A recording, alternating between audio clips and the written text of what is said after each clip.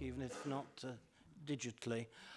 Before we start the formal part of the meeting, I'm sure most, if not all of you, will have heard of the untimely death of our Chief Internal Auditor, Rob Disney. Rob was with us only 2 meetings ago, and he did have to leave that meeting early to attend a hospital appointment, and subsequently he has regrettably and unfortunately died. And I know all of your thoughts will be with Rob's family, but I thought as a mark of respect, before we start this meeting, we should have a minute's silence. I'd be grateful if you'd join me in that.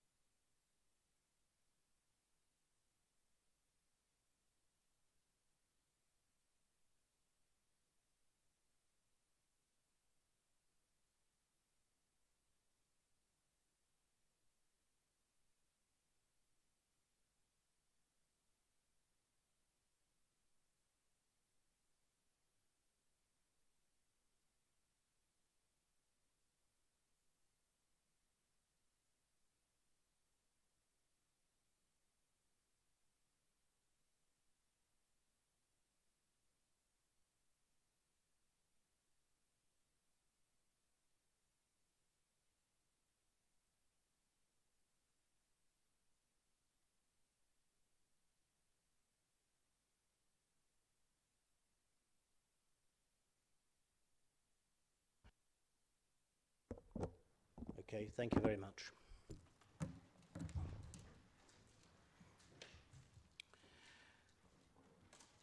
If we can move on then to the agenda in front of us this afternoon.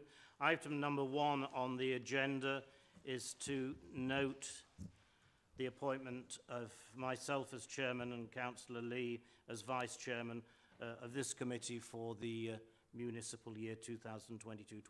So if we can note that.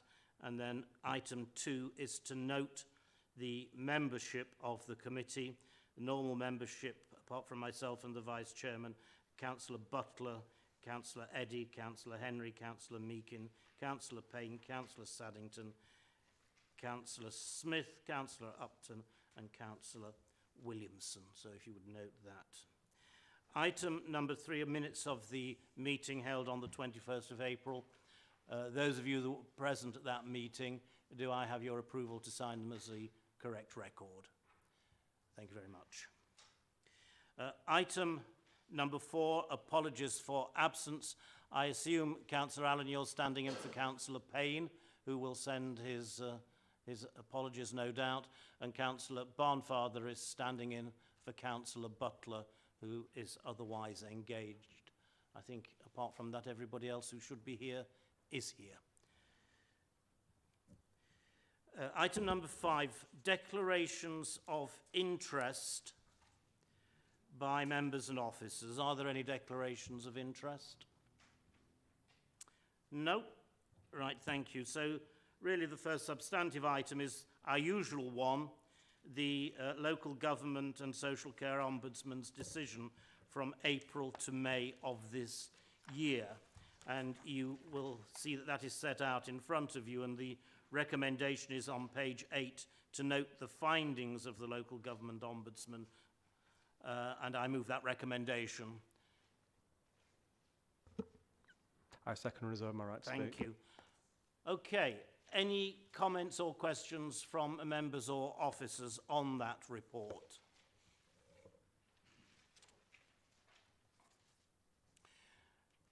No? I think the general trend is one of improvement in terms of the number of findings against us, and that is encouraging, and hope we can improve even further, but we are doing pretty well compared with when this committee started 12 months ago. So I thank you all for your efforts in bringing pressure to bear on the relevant sections to improve. So if there are no further comments or questions, the report has been moved and seconded. All those in favour? Anyone against? Thank you. That is carried. The next item on the agenda is the External Audit Plan 2021-22, which again is set out in front of you, and you're asked on page 22 to note the External Auditor's Plan, and I move that recommendation. I second and reserve my right to Thank speak. you. We do have a representative of the external auditors here. Is there anything you'd like to say at this point? Chair, just obviously this plan covers both the County Council and the pension fund. It sets out the key risks and our materiality levels for the plan for the coming year. The audit is due to start taking place from July, and the aim is to finish it by the end of November, which is the kind of expected deadline for the coming audit. The risks are very much in line with the risks that we've previously identified in previous years, and there aren't any new significant issues. The only one that I want to make the committee aware of is just around infrastructure assets, which is a national issue that's currently being consulted on by CITFA, and we're expecting the results of that in the coming few weeks. Could you just unpack that a little for the benefit of members? Roads, infrastructure. Roads are a very popular topic in this in this county, particularly the potholes. And you regard those as an asset. Is that what is that what you're saying? They are, believe it or not, an asset from an accounting point of view, regardless of the state of them.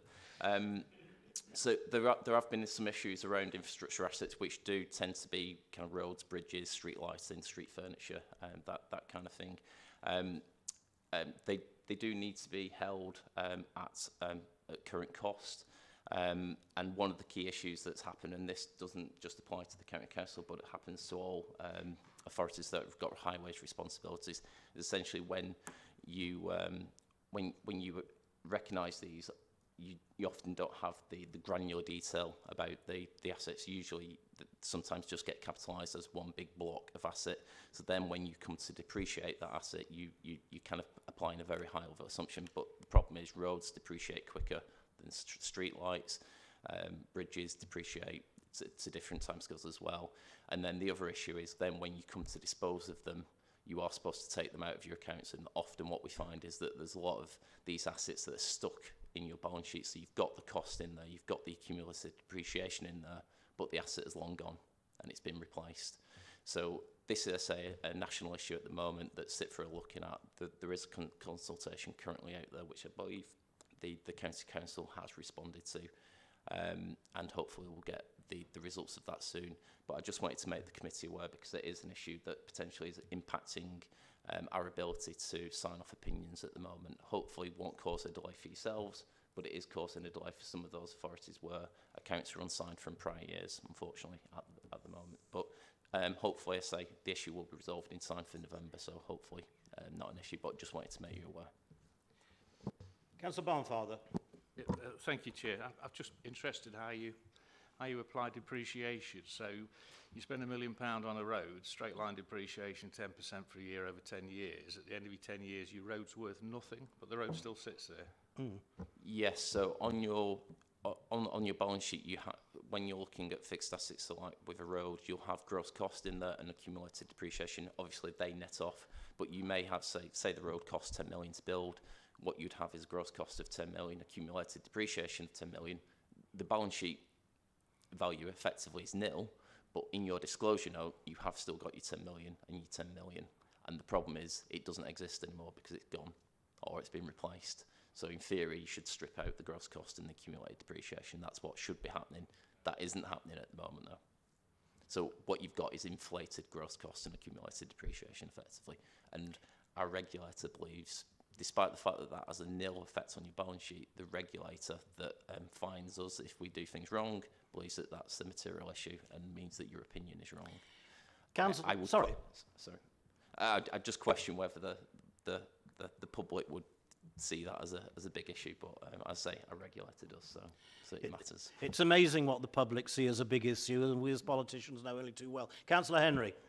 It's on the same point. I think on page 31 we talked about on the yellow pages about the risk of value of the infrastructure assets being misstated and an inappropriate useful economic life bit.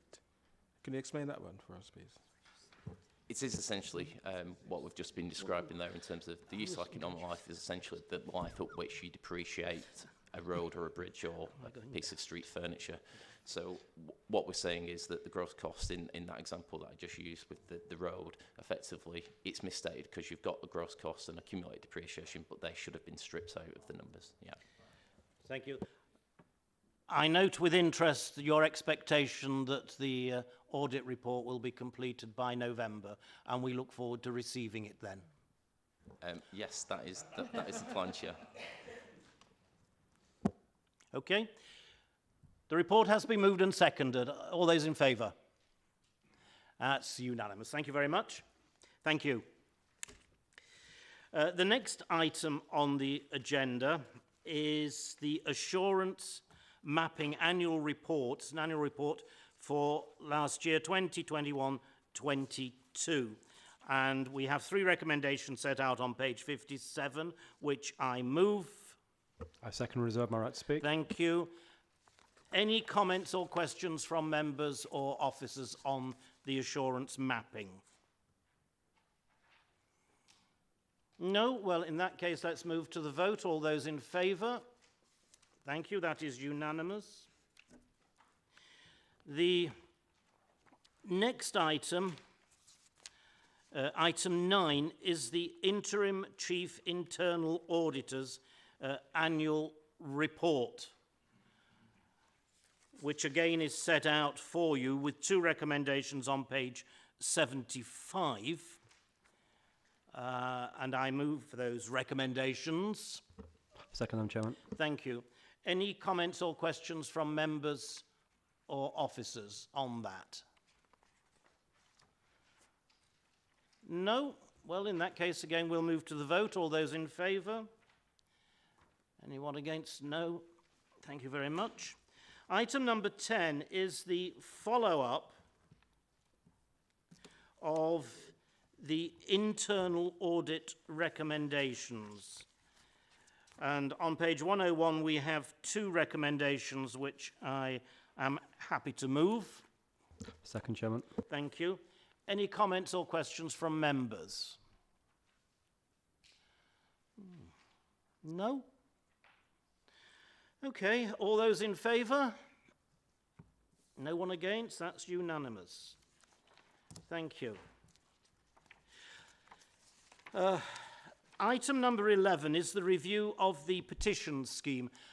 As you are aware, we have changed the way in which the council operates, and we do have a petitions scheme, and this is really just a tidying up in the light of the new in the light of the new operating model of cabinet and leader.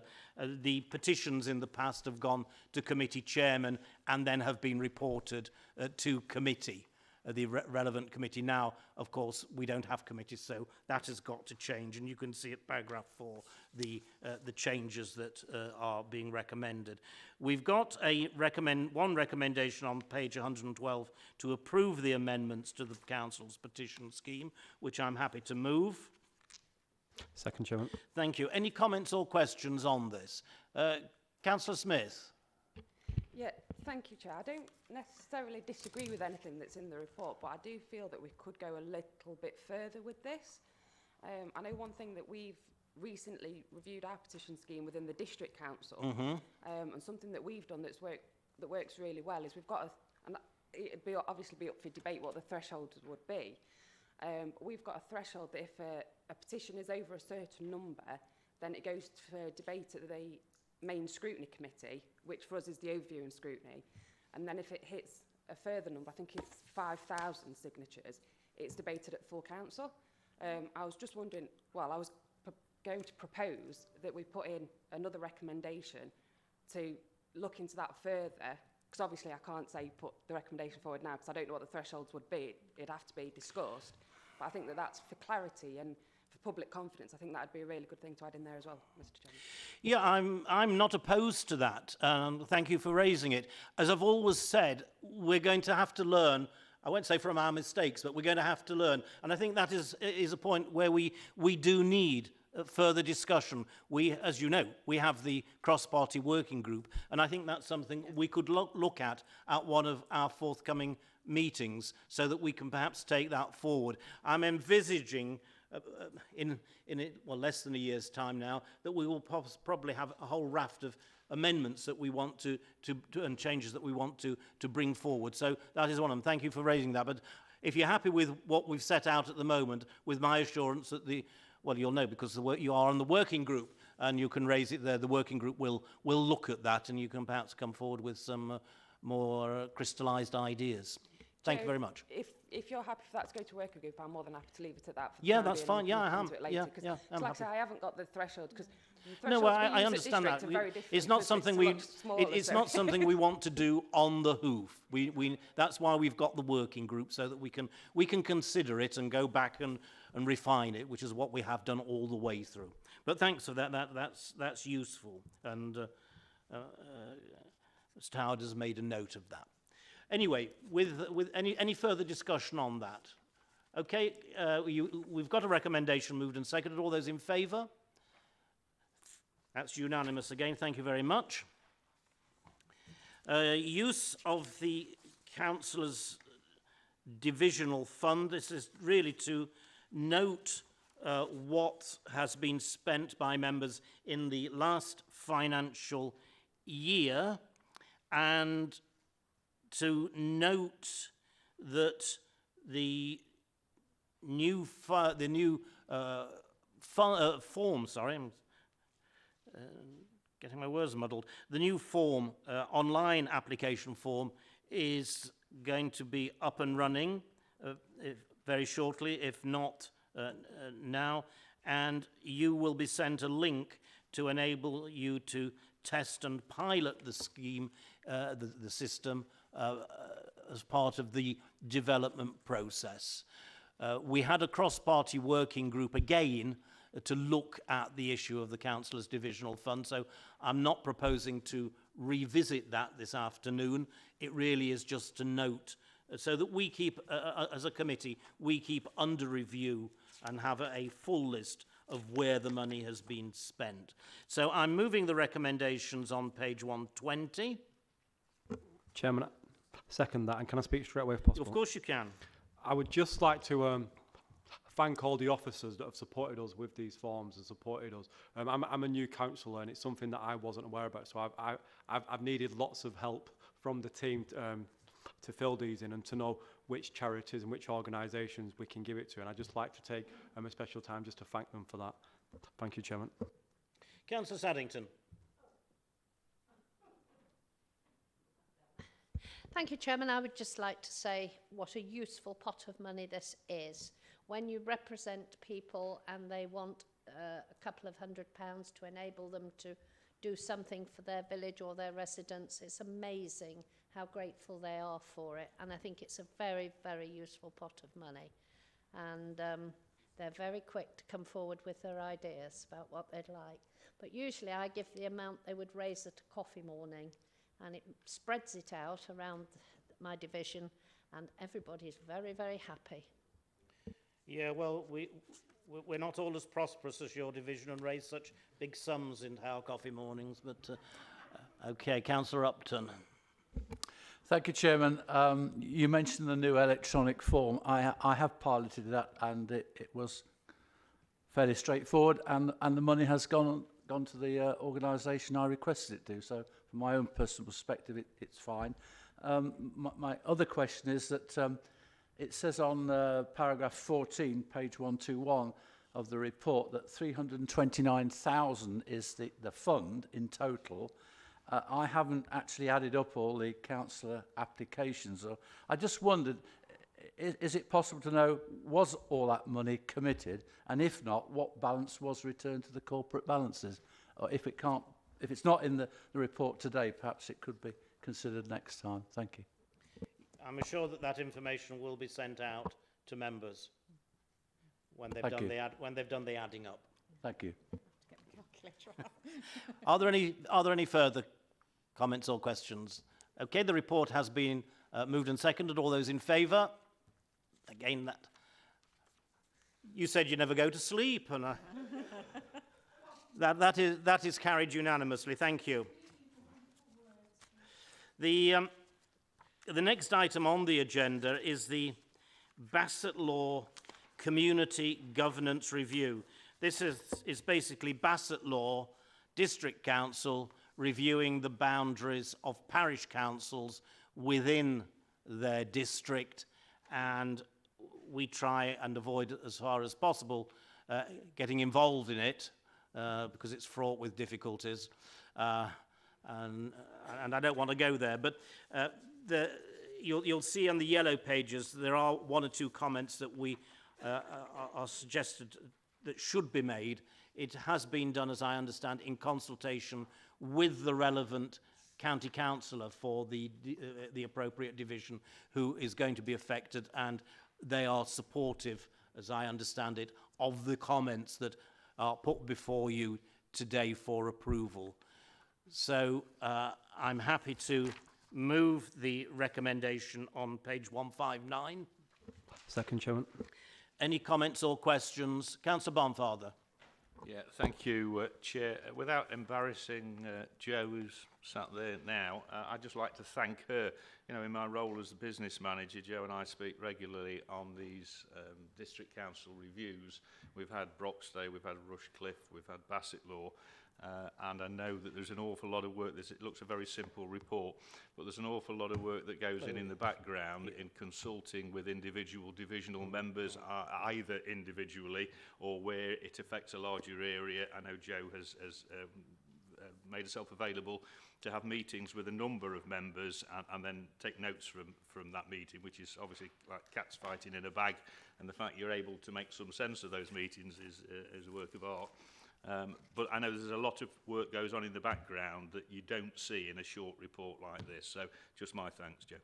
Yeah, well said. Thank you. With those comments, if there are no more, all those in favour of the recommendation? That's unanimous. Thank you. The last item is the work programme. We are going to go on beyond the 21st of July, but I don't think the dates had been fixed for the new meetings, the new calendar, when these papers were put together. So you can rest assured that when we come to the 21st of July meeting, there will be an ongoing and significant work programme. So don't feel you're going to be deprived. Thank you for your attendance. That's the last item on the agenda. A long meeting this afternoon again, but thank you for your attendance anyway.